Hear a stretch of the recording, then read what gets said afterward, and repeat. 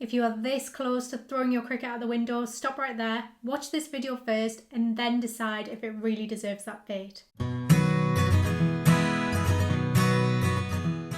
I know how frustrating it can be when things just aren't working the way you want them to. You've got a project to finish, you're on a deadline, you've just carved out that precious time for crafting, and everything goes wrong. I've been there, trust me, there's been tears, it's no fun. So in this video, I'm going to walk you through some of the most common Cricut problems that people face, and I'll show you how to troubleshoot them step by step so we can save you time, materials, and your sanity. If you are a complete beginner and your issue is that you just don't know where to get started and you need someone to walk you through step by step how to get up and running with your machine, then do check out my online hub, Cutting Machine Confident. It has tons of really short tutorials, cheat sheets, free files to practice with, links to suppliers, and more. It's basically everything I wish I had access to when I first got my Cricut. Okay, so the first problem I hear from so many people is that their Cricut machine is cutting materials either too much or not enough. So before wasting any more material, what you should always do when you're testing out something new is do a test cut. So to do that, create a little shape like a star or a heart, cut it on the setting you want to try out, and just make sure it cuts properly and the exact right setting before then cutting your whole design.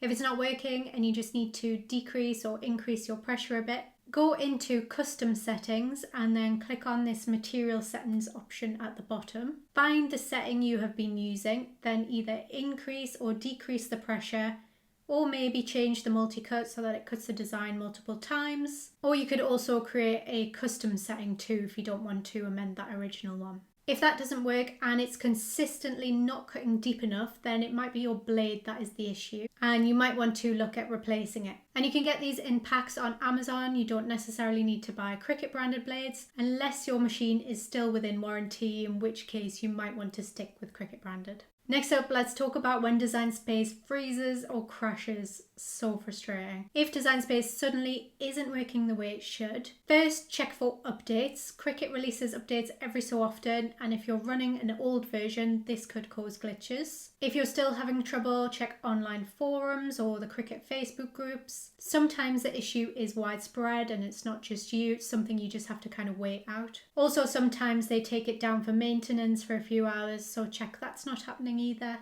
You could also try switching devices, so if you usually use the desktop version on a laptop, try the app on your phone or a tablet instead. See if that works any better. If the same issue happens across devices, then it is more likely to be an issue with your internet connection or maybe like some kind of firewall. But if it's just one device that is acting up, then check your device's memory. Too many apps or tabs open can cause Design Space to freeze, so think about closing some of them down and trying again. Let's talk files. So if you're uploading a design but it's not working the way you want it to, first make sure it's the right file type. Ideally, you want to use a PNG file for print then cut designs, or you can also use PNGs for single color cut designs like decals and iron on vinyl. But if you want to make a layered design like a cake topper or a layered vinyl project, and you need it to be separated by colors, then an SVG works best for that. You can convert files into SVGs though, and you can use an alternative site like SVG Trace for that. Or you can use this feature if you've got Cricut Access. I just find it never works that well for me. If your design is coming out a bit fuzzy or you're getting the yellow exclamation mark, then you need to try and upscale it. You can also do this using tools online. However, really large files can cause Design Space to lag, or they can just take forever to upload. If it's taking a while, you might just have to be patient, or you can try and simplify the design, make it smaller, and then try uploading it again. If you've ever had your Cricut cut some of your design perfectly, but then some of it has gone wrong, then here is what to check. First, inspect your blade. Is there any vinyl or debris stuck to it? Sometimes even a tiny bit of leftover material can affect performance. Next, take a look at your mat. Is it still sticky enough? If your material is lifting or shifting during the cut, that can throw everything off. In which case, either clean it. If that doesn't work, you could try resticking it.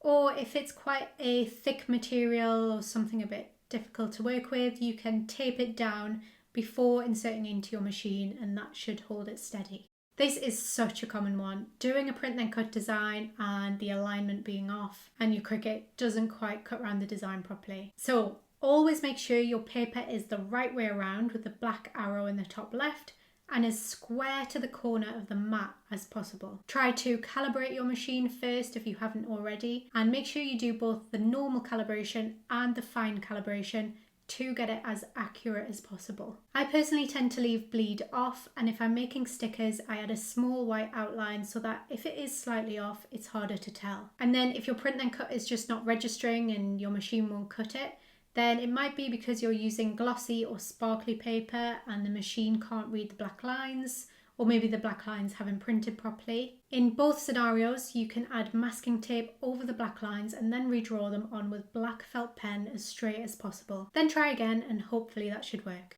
Then here's the last thing, if you've gone through all of those steps and nothing is working, don't forget the Cricut support team is there to help you. I know it's really tempting to just vent on Facebook or spend hours watching YouTube videos and try it yourself. We're crafters, we're that way inclined. But sometimes a quick call or message to their team can solve the problem way faster. I hope this video helped you troubleshoot your Cricut issues rather than throwing it out the window. If it did, please give this video a thumbs up and subscribe for more Cricut tips and tutorials. And let me know in the comments which of the Cricut problems you've been struggling with recently, and if you've got any other great solutions we should all know. Thanks so much for watching and happy crafting!